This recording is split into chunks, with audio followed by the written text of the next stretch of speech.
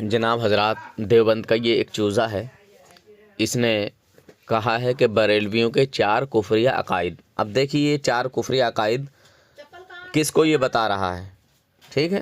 دیکھیے میں آپ کو سنوا رہا ہوں۔ تعلیقیں بتاتا ہوں۔ آج آپ کو بریلویوں کے 4 کفریہ عقائد کے بارے میں جو کہ حضور پاک صلی اللہ علیہ وسلم کے متعلق ہیں بتاتا ہوں۔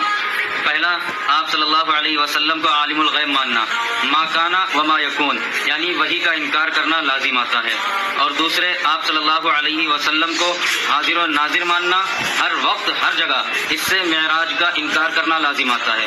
اور تیسرے، آپ صلی اللہ علیہ وسلم کو مختار کل ماننا، یعنی رسول پاک صلی اللہ علیہ وسلم کی شفاعت کا انکار کرنا لازم آتا ہے، کیونکہ جو مختار ہوتا ہے وہ شفاعت نہیں کرتا بلکہ حکم کرتا ہے۔ اور چوتھے، آپ صلی اللہ علیہ وسلم کو نور ماننا، کفار مکہ کی موافقت کرنا لازم آتا ہے، کیونکہ کفار مکہ بھی آپ صلی اللہ علیہ وسلم کو بشر نہیں مانتے تھے بلکہ وہ بھی آپ صلی اللہ علیہ وسلم کو نور مانتے تھے۔ یہ ہیں بریلویوں کے 4 کفریہ عقائد۔ خدا را سنا جناب حضرات، آپ نے اس دیوبندی بدعقیدہ گستاخ رسول کی گفتگو کو۔ یہ دیوبندی دھرم کے جو لوگ ہیں، اگر یہ لوگ جھوٹ نہ بولیں تو ان کا دھرم نہیں چلے گا۔ دیوبندی دھرم کی بنیاد ہی جھوٹ پر ٹکی ہے۔ دیوبندی بننے کے لیے سب سے پہلے بے شرم، بے غیرت، بے حیا ہونا ضروری ہے، لازمی ہے، شرط اول ہے۔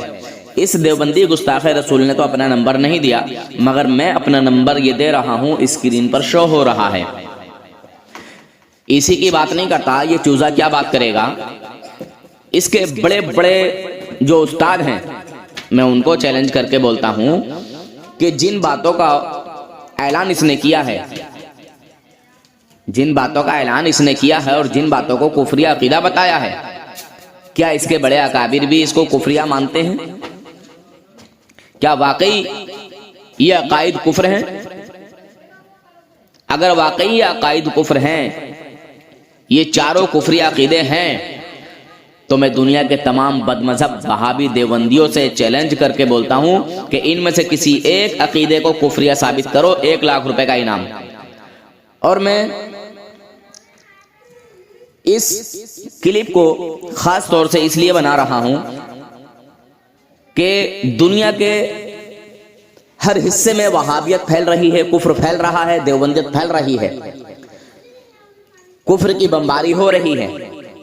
بہرحال، اور خاص طور سے ہمارے گاؤں کاشی پور آنگا میں بھی بہت بدعقیدگی پھیل رہی ہے۔ دیوبندیت آئے دن پھیل رہی ہے، آئے دن کوئی نہ کوئی سنی بد مذہب بدعقیدہ بن جاتا ہے، گستاخ رسول بن جاتا ہے، گستاخ رسولوں کی گود میں جا کے بیٹھ جاتا ہے۔ تو میں خاص طور سے اپنے اس گاؤں کاشی پور آنگا کے لیے بتا رہا ہوں کہ کیا آپ کو اس کی یہ باتیں پسند آئیں؟ کیا آپ بھی اس کے عقیدے سے راضی ہیں؟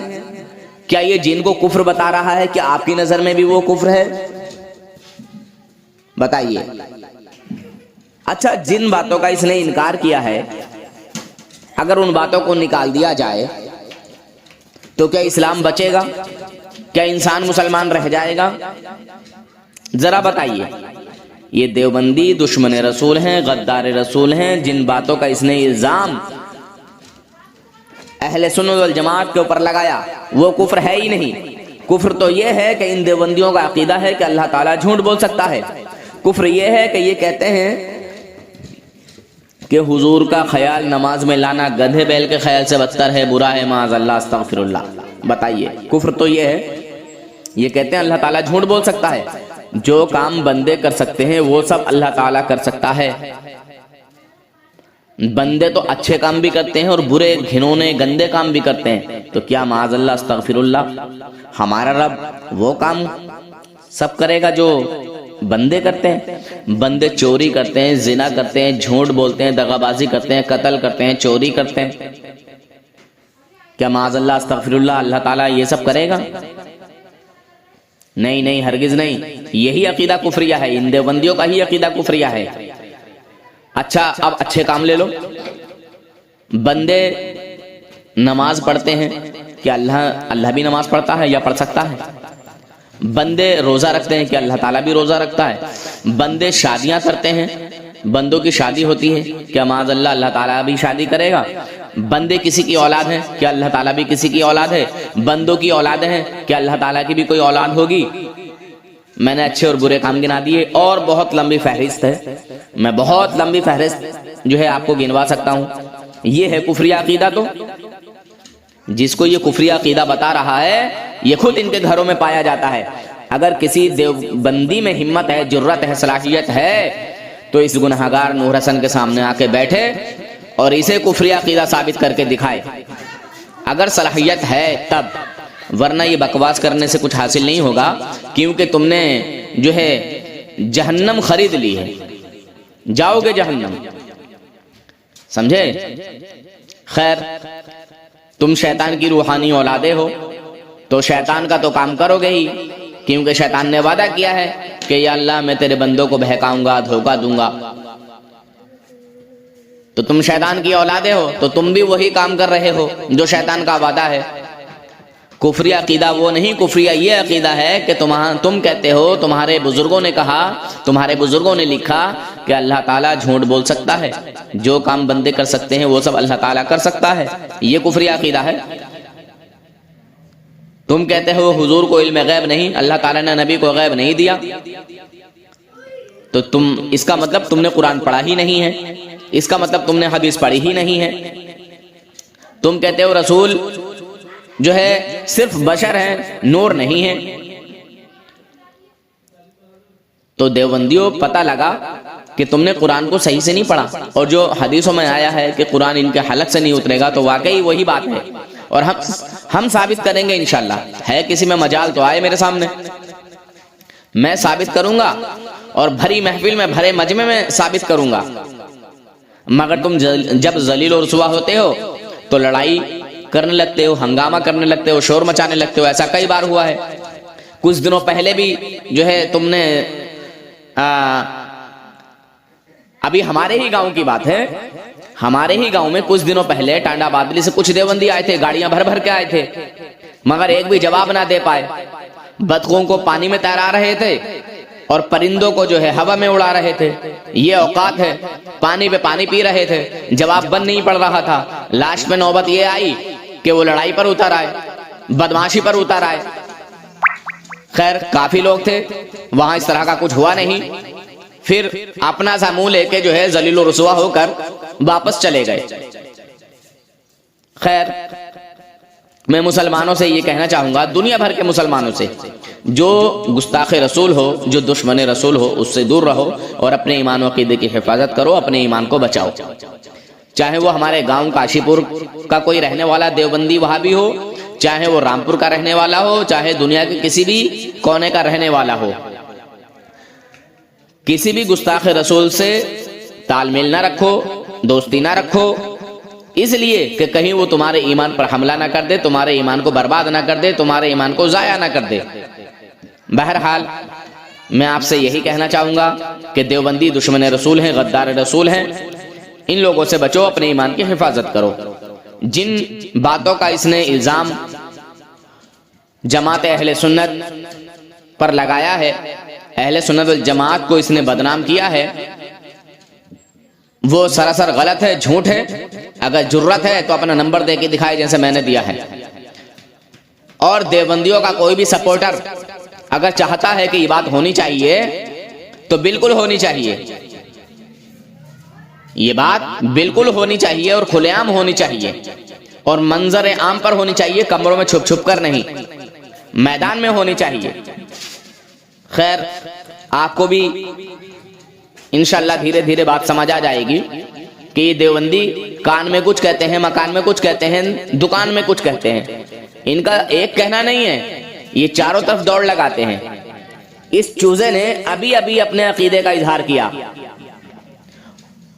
اور کہا کہ بریلویوں کے 4 کفریہ عقائد، جن کو اس نے کفریہ عقائد بتایا ہے، اصل میں وہی تو ایمان ہے، اور ہم ثابت کریں گے، اور یہ عقیدے اس کے گھر سے ثابت کریں گے انشاءاللہ۔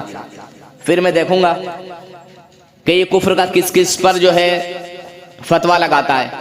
اس کی اوقات نہیں ہے، اس کی ضرورت نہیں ہے. اگر کوئی اس کو جانتا ہو تو اس تک میری یہ کلپ میرا نمبر پہنچا دیا جائے.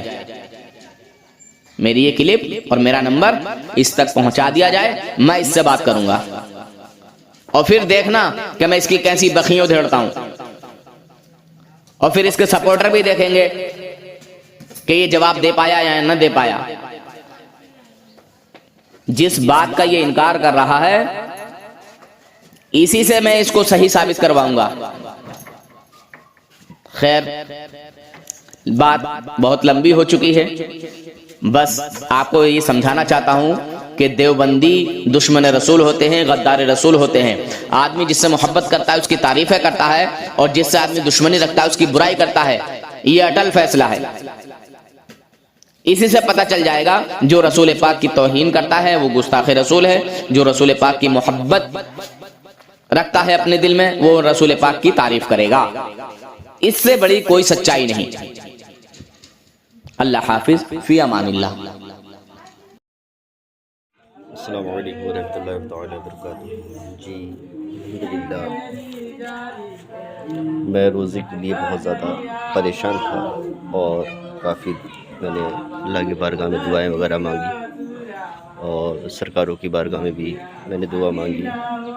تو الحمدللہ مجھے حضور سید میر مسعود حمدانی یہ سرکار کا جو روضہ ہے حضور کا، اسی روضے سے مجھے نور حسن بھائی ملے الحمدللہ اسی در سے. اور مجھے نور حسن بھائی نے سمجھایا کہ کیا کرتے ہو حضرت. تو میں نے کہا میں ابھی کچھ نہیں کر رہا ہوں. تو ان نے کہا کہ حضرت کام شروع کیجئے، کچھ آگے بڑھنے کی کوشش کیجئے. اور اس سے پہلے میں بہت پریشان تھا، بہت تکلیف میں تھا. کھانے اور پینے کے لیے میں کام پہ مطلب مزدوری وغیرہ کرتا تھا، کوشش کرتا تھا لیکن کہیں کچھ نہیں ملتا تھا. لیکن الحمدللہ جب سے نور حسن بھائی ملے ہیں تو مجھے روزی روٹی کا کافی میں مطلب ایک سہارا ہوا. میں نے اس کام کو شروع کرا، ان کے بزنس کو. تو الحمدللہ آج میں پہلے سے بہت بہتر ہوں.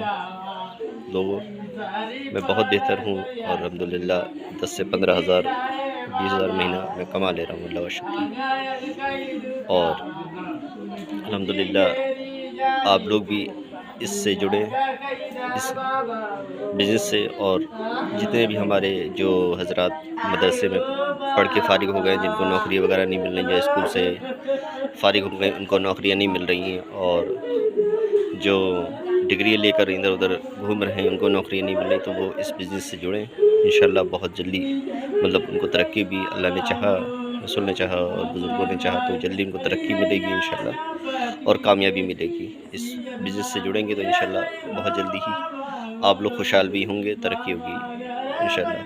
اور مزدوری ہوتی ہے، بزنس ہوتی ہے. حدیث شریف میں ہے کہ حضور صلی اللہ علیہ وسلم نے فرمایا کہ تجارت کرو، تجارت میں اضافہ ہے، برکتیں ہیں، آگے بڑھنے کے میرے دوستوں چانس ہیں. اور نوکری میں کیا ہے کہ وہیں تک سیمت رہیں گے. جتنی بھی محنت آپ کریں گے آپ وہیں تک ہے، اور بزنس میں جتنی آپ محنت کر لیں گے اس میں آپ کا ہی فائدہ ہے. تو الحمدللہ نور حسن بھائی سے کانٹیکٹ کیجئے اور ان سے جڑیے، ان کے بزنس سے جڑیے. جتنا میں الحمدللہ آج آگے بڑھ گیا ہوں یہ ان کی دعائیں بھی ہیں نور حسن بھائی کی. آج میں بہت بہتر ہوں، اللہ کا شکر الحمدللہ. ٹھیک ہے، السلام علیکم ورحمۃ اللہ وبرکاتہ.